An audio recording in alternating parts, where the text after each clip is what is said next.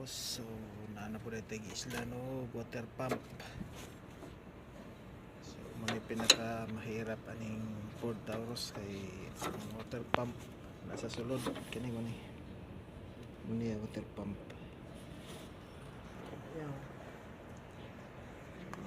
Yang daan mo siya water pump.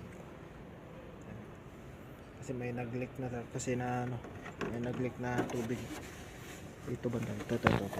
Yung pula na yan ang leak kasi dito may butas yan siya papunta dito.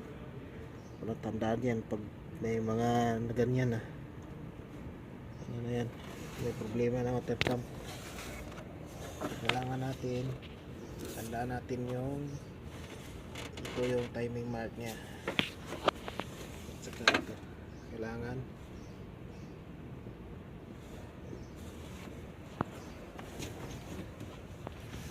sa baba ito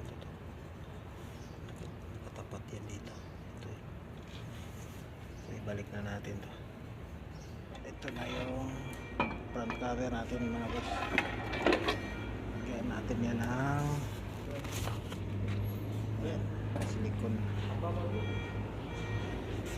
May silikon na yan.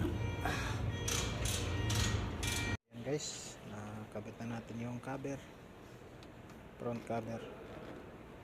So ang isusunod naman natin ay itong pulley niya. Lagyan natin dito.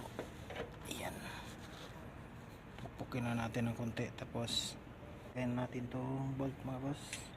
Yan, pinukpok ko na yan. So ayan, makakagat na yung ano, thread sa bolt. Saka natin i-impact.